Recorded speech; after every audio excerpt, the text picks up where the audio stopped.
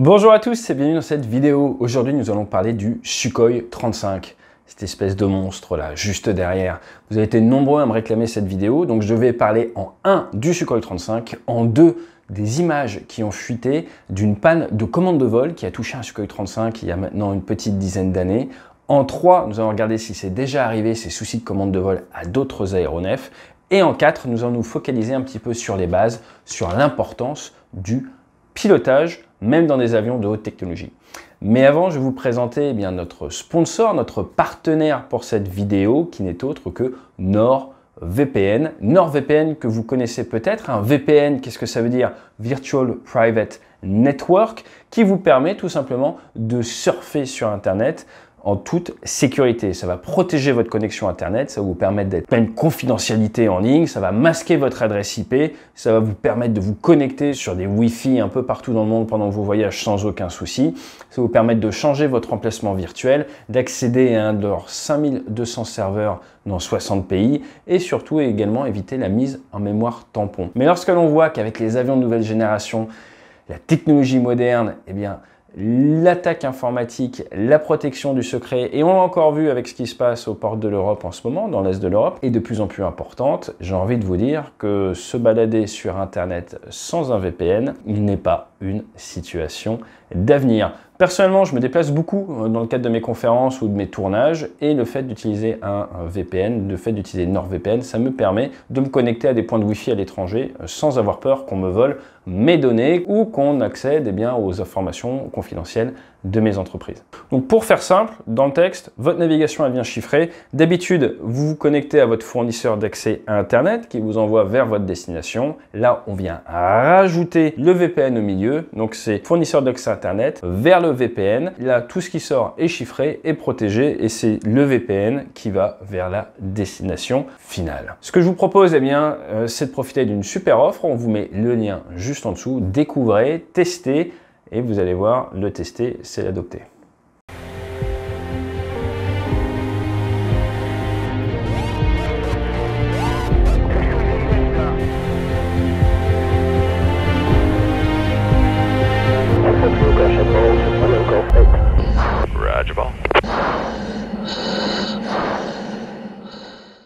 Pendant ce temps, vous avez le Sukhoi 35 en arrière-plan lors du meeting aérien du Bourget.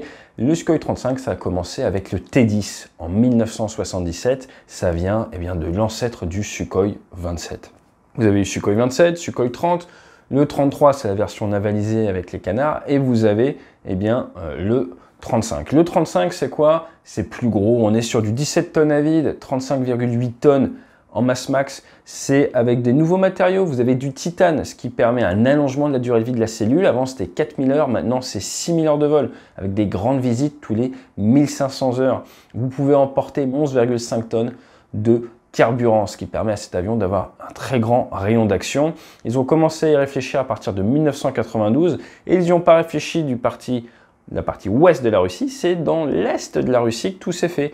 Alors, excusez ma prononciation, du côté de Komsomolskoye Amoury Aviation, donc c'est vraiment de l'autre côté de la Russie que tout a été réfléchi. Il y a des modifications qui ont été apportées forcément à l'aéronef par rapport au Sukhoi 27. La plus visible, c'est l'absence d'aérofrein dorsal. L'aérofrein maintenant fonctionne au niveau des commandes de vol. Vous avez une structure qui est plus grosse, vous avez maintenant 12 points d'emport. L'avion peut monter à Mach 2,35. Le Rafale, c'est Mach 1,8. Donc vous avez un avion qui est très rapide. Maintenant, je ne pense pas qu'il y reste des heures, mais c'est un avion qui est très rapide. Le siège, comme sur Rafale, est incliné à 30 degrés, ce qui permet de réduire la distance entre le cerveau et le cœur du pilote et de mieux résister aux facteurs de charge. Vous avez forcément un siège éjectable 0,0 qui permet de s'éjecter à l'arrêt au sol. Et d'un point de vue réacteur, les Russes sont quand même très forts en réacteur. Vous avez du Saturne, 14 tonnes de poussée par moteur. Le Rafale, c'est 7,5 tonnes. 14 tonnes de poussée par moteur avec une poussée vectorielle, ce qui permet de bouger le bestiau. Donc ça veut dire que vous avez 28 tonnes de poussée sur la PC avec 17 tonnes à vide. Donc en gros, vous partez là dans une configuration comme ça, vous avez un rapport poids-poussée qui est supérieur à 1, ce qui explique ce décollage absolument satellitaire qu'on a pu voir tout à l'heure. Des avions très puissants qui sont bien équipés, hein. Vous avez un radar Irbis E, donc c'est quand même, on va dire, encore de l'ancienne génération. Il faut attendre le Sukhoi 57 hein, pour qu'il passe vraiment sur des radars modernes. Mais vous avez du détecteur infrarouge, qui est très bon contre les avions furtifs, du canon de 30 mm.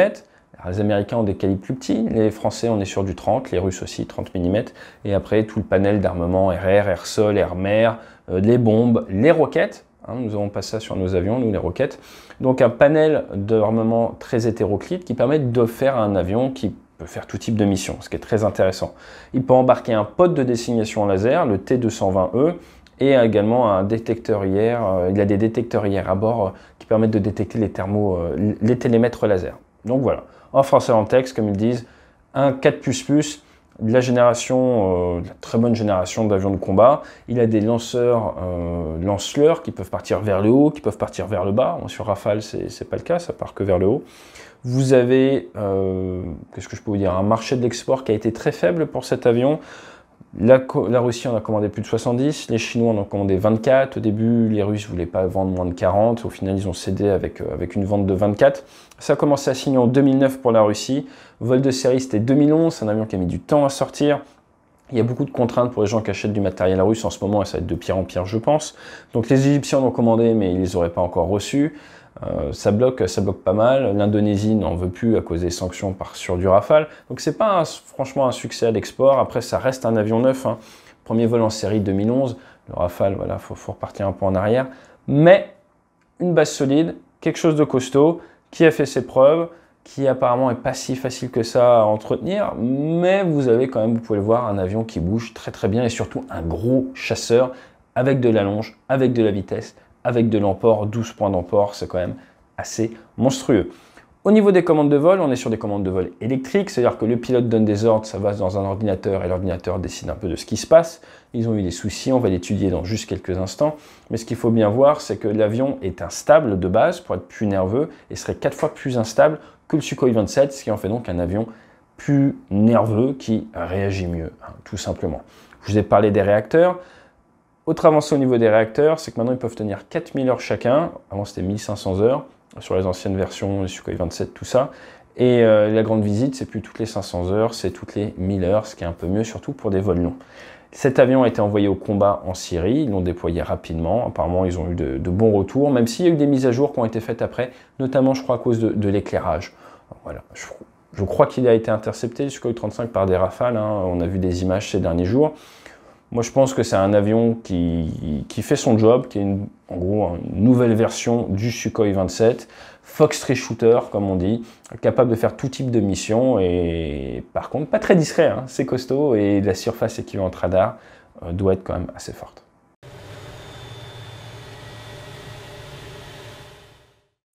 Et voilà la vidéo qui a été uploadée sur internet. Je vais faire une petite pause de suite et nous allons regarder ce qui se passe. Alors à l'heure actuelle, nous avons en haut ici des caps, 34, 35, N pour nord, donc ils sont en train de s'aligner vers une piste qui a l'air d'être alignée vers 0,10, quelque chose comme ça. Et si vous regardez ces indications de cap, vous trouvez en bas à droite une rose des caps. Ils ont une rose des caps et vous voyez des ranges là. Ça me fait penser un peu à ce qu'il y a sur Airbus, 20, 40... Là, on a 100, 140, je ne sais pas si c'est des kilomètres, sûrement, je ne sais pas. Et vous avez donc des points de navigation. C'est sa moving map, c'est sa carte en fait, sauf qu'il n'y a pas le fond de carte. Si vous regardez la plupart des avions, vous choisissez d'afficher ou pas le fond de carte, à voir s'ils ont cette option ou pas. En tout cas, ça permet de se repérer, surtout en combat aérien, quand on vous parle par rapport à ce qu'on appelle un bullseye, un point de référence, ça peut être pratique. Sûrement donc des terrains de secours. Ensuite, sur la partie gauche, comme sur tous les avions, hein, vous avez la vitesse, sauf que là c'est en km/h, l'altitude. Là, on va être normalement sur des métriques, si je ne dis pas d'erreur avec les Russes. Vous avez également ce qui ressemble à une sorte de vecteur vitesse. Ça, je pense que c'est parce que le train est sorti. Une tendance, un variomètre, on n'a pas sur Rafale. En bas, quand on descend, il semblerait que ce soit des informations en kilogrammes de pétrole restant. Donc ça, ce qu'on a sur la partie droite, là, c'est une recopie de ces écrans. Comme vous le savez, sur le Sukhoi 35, il y a pas mal d'écrans. Vous pouvez voir des informations donc, pour le cap, tout ça, pour les moteurs, pour la consommation de pétrole et la configuration de l'aéronef. Donc là, on a 3 vertes et sûrement également les volets qui sont sortis.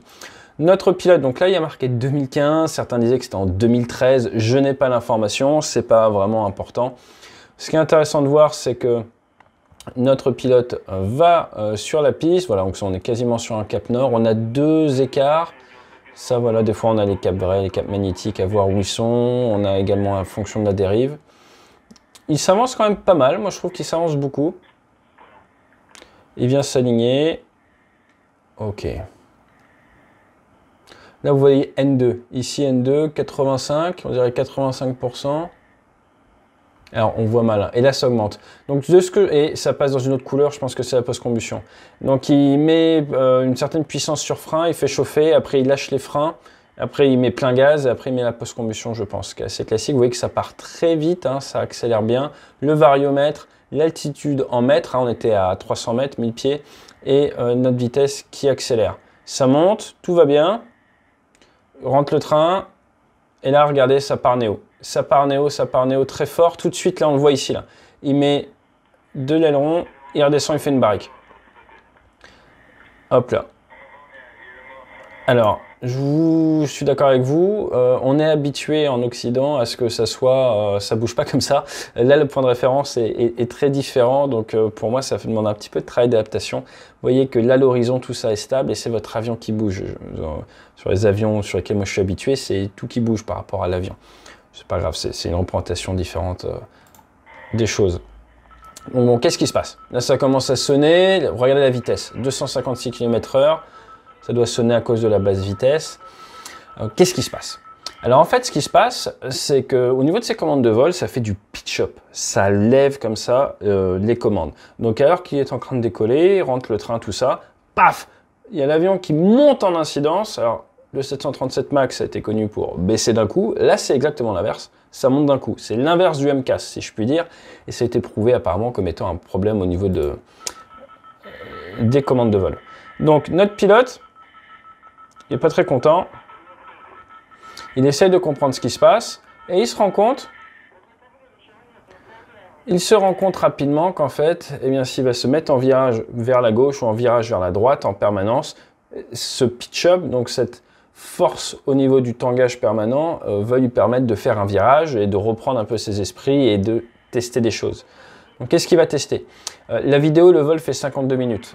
Je ne vais pas vous faire toute l'analyse complète, sauf si vous voulez, mettez-le moi dans les commentaires en bas. Mais voilà, on se retrouve sur une vidéo monstrueuse. Le but, c'est quand même de vous parler du Sukhoi 35. Ce que je voulais, c'est que vous voyez un petit peu à quoi ça ressemble et parler des commandes de vol électriques et du fait eh bien, que vous allez voir dans le chapitre d'après, il n'y a pas que les Sukhoi 35 qui ont eu des déboires.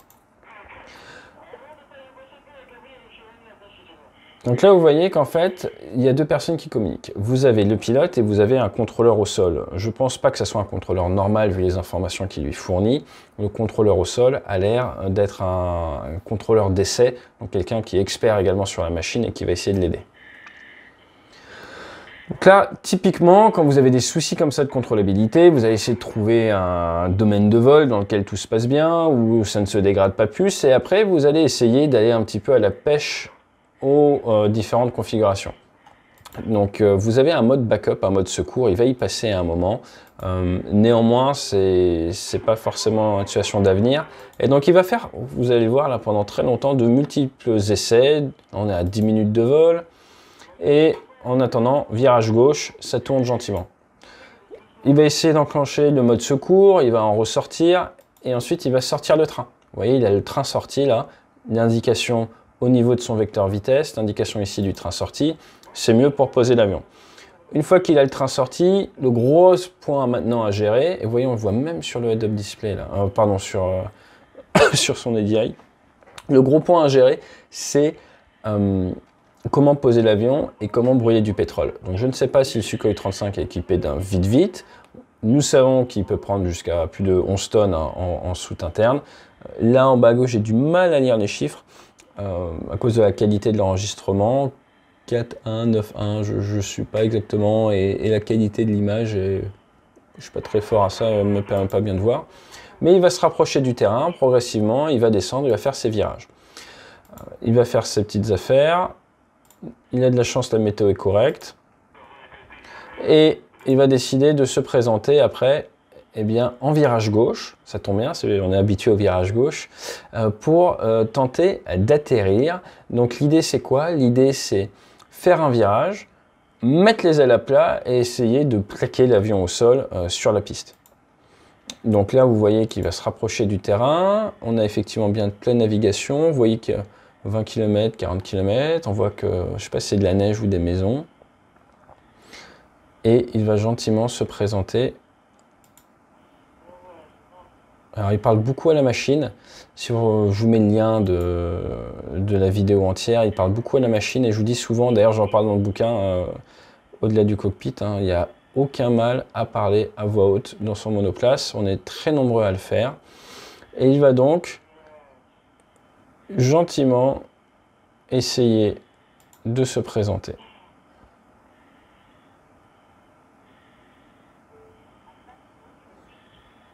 Donc là, vous voyez qu'il est beaucoup plus bas. Il est en train, hop là, de tourner son avion. Alors, la vue est un petit peu saccadée. Toujours sous facteur de charge. Alors, moins vous êtes rapide, moins vous avez du facteur de charge. Vous voyez que ça a l'air assez industriel comme coin. Il y a des antennes. Donc là, on est proche du sol. Ça sonne de partout. En termes de vitesse, on a 350 km/h. Vous voyez la piste qui est juste là. Donc il se présente. Il a donc forcément moins de pétrole. Ça fait là une quarantaine de minutes qu'il est en l'air. Et il va tenter. Donc là, il est en overshoot. Maintenant, moi, ça ne me choque pas qu'il soit en overshoot. Il faut voir le vent. Ça a l'air plutôt dans l'axe. Mais vu qu'il est en virage gauche, il peut toujours revenir et pouf, essayer de poser l'avion. Mais ça overshoot un peu beaucoup quand même. Il essaye de revenir. Correction. Contre-correction, et là, vous avez vu, il commence à repartir néo son avion. Ça repart néo, il remet de la puissance, là on voit 85%, il repart en virage gauche. Ça part en virage gauche. Alors, le petit point à noter, c'est que tout à l'heure, il a décollé sur la piste nord, je crois, et là, il se présente piste sud. Pour la petite histoire. Ok. Ça continue, donc c'est sûrement qu'il y a beaucoup de vent. Une des raisons pour lesquelles on voudrait peut-être changer de QFU, même si ça change des choses vis-à-vis du vent, alors QFU c'est le sens de la piste, ça pourrait être présence de brins d'arrêt. Si vous avez un avion qui a la possibilité de prendre les brins d'arrêt ou une barrière en bout de piste, ça peut vous amener à vouloir vous poser même avec du vent arrière. Mais là encore une fois, le vent a l'air plutôt calme. Au niveau de l'avionique, hein, si vous voulez, bon, ouais, voilà. Là on voit que le vent s'est levé un petit peu, on dirait. Ouais, on voit au niveau des fumées, ouais, non, le vent s'est un peu levé. Ok, donc là on arrive sur la piste 18, les ailes à plat, hop, pouf, ça repart nez vers le haut, il annule. Donc il pense à la remise des gaz, on remet de la puissance, il est même reparti un petit peu dans la post-combustion, là il réduit. Pourquoi? Parce que plus il va en vitesse, plus il va y avoir du facteur de charge. Donc vous êtes en permanence en train de vous battre sur je ne dois pas avoir trop de vitesse, sinon j'ai du facteur de charge, il faut qu'il trouve le juste milieu. Donc c'est du pilotage, aux fesses, c'est assez fin. Mais là voilà, il commence à avoir un petit peu l'habitude.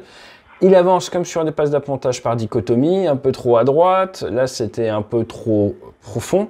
Il va donc apprendre de ses erreurs, prendre du recul, rester concentré et réinjecter ce qu'il a appris sur ces deux premières approches sur cette troisième approche. On est dans les 80%, on a une inclinaison qui est forte, hein, vous voyez, c'est quand même du virage serré, c'est pas quelque chose qui est habituel. Là, il garde un petit peu le nez, on voit le variomètre, ça fait penser à un circuit d'appontage un petit peu. C'est pour la symétrie de vol, une bonne symétrie de vol, on passe les fumées. Maintenant, il doit avoir des points de repère, donc il a dû regarder en termes d'altitude. Il y a sa radiosonde, à quelle altitude il veut passer. Ça sonne. Attention, on vient venir bien chercher le seuil de piste. Et il ne faut pas être trop long. S'il est trop profond, ça va pas le faire. Il va repartir dans du pitch-up. Donc il faut qu'il se rapproche un peu plus de la piste. Hop. Et ils nous ont coupé les petites images au niveau de ce rejeu. Remise des gaz. On y croit. Il se représente encore une fois. Il faut être patient. Hein. Donc ça, c'est... Voilà. Rien ne se fait en une fois. Oui, il m'est déjà arrivé de faire 6 tours du porte-avions. On y va étape par étape. ce qui est important, est-ce que j'ai du pétrole? Il se représente encore une fois. Il pourrait s'éjecter, hein, mais non. Il se représente encore une fois. On est autour des 80%, 78 à 82%. On repasse au niveau des cheminées. Calmement. Je crois qu'il reste une tonne 3, je suis pas sûr. Non, c'est un G3. Allez, ça tourne gentiment. On a 30 degrés du cap. Ça tourne, ça tourne, ça tourne. Et là, il est un peu plus bas que tout à l'heure, un peu plus proche de la piste. Vous voyez, il a corrigé par rapport à tout à l'heure. Regardez, beaucoup plus proche de l'entrée de piste, bien axé. Et là, ils nous l'ont coupé, il a réussi à se poser. Je vais vous montrer la vue extérieure. Donc, sur la vue extérieure, eh bien, vous voyez que l'avion commence à partir vers le haut, qu'il sort le parachute et que ça cloue l'aéronef au sol.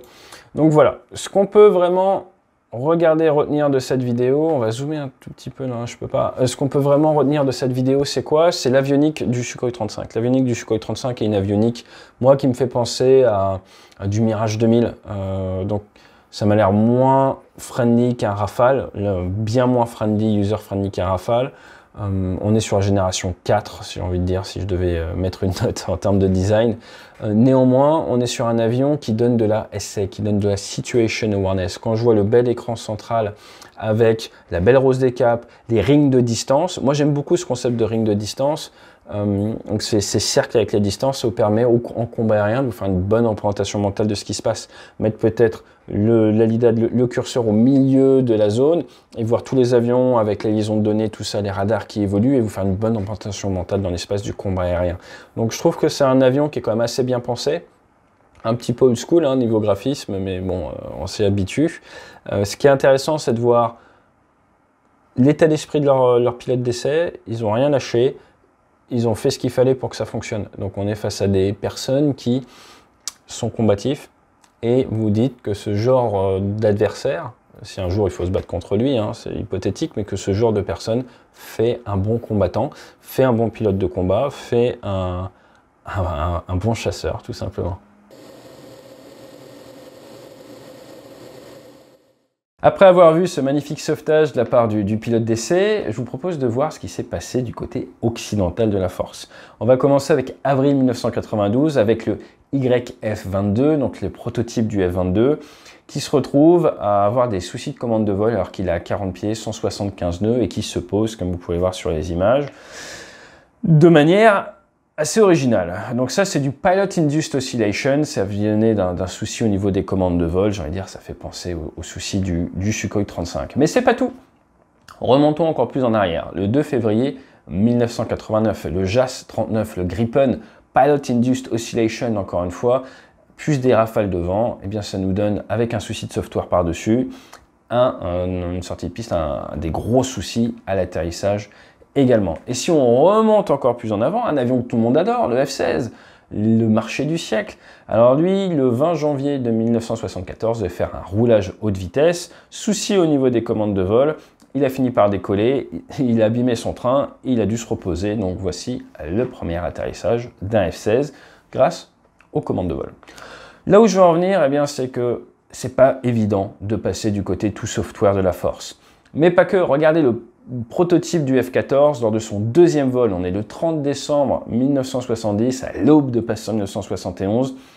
Ils viennent faire des essais au niveau des réacteurs. Réduire un réacteur, ça va faire une sorte de phénomène vibratoire qui va casser une canalisation hydraulique qui va amener à la perte de ce prototype malheureusement.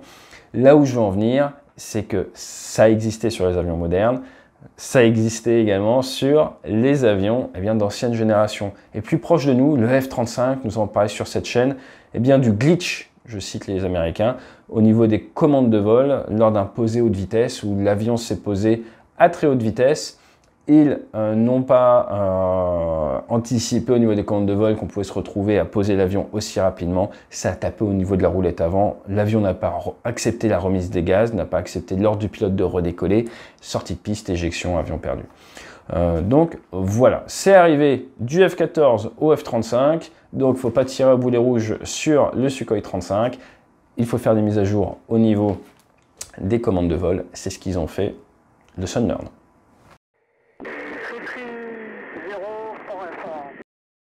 Maintenant, ce que je vous propose, eh bien, c'est de réfléchir un petit peu à ce que cela nous apprend. Eh bien, ça nous apprend l'état d'esprit du commandant de bord.